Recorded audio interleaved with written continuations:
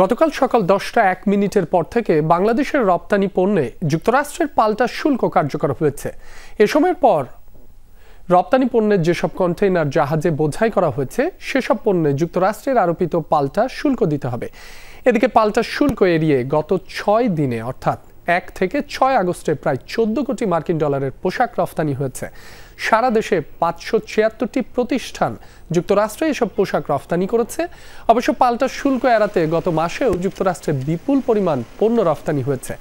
NBR হিসাবে গত জুলাই মাসে যুক্তরাষ্ট্রে পাঠানো পণ্যের রফতানি মূল্য ছিল প্রায় 80 কোটি ডলার।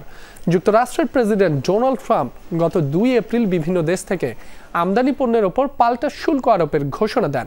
তবে দফায় দফায় পাল্টা শুল্ক হার পরিবর্তন করে 7 আগস্ট থেকে কার্যকর করার কথা জানানো হয়। সে অনুযায়ী গতকাল রফতানিকারক দেশের বন্দরগুলোতে যুক্তরাষ্ট্রগামী যেসব কন্টেইনার বোঝাই হবে সেগুলোর ওপর পাল্টা শুল্ক কার্যকর হবে।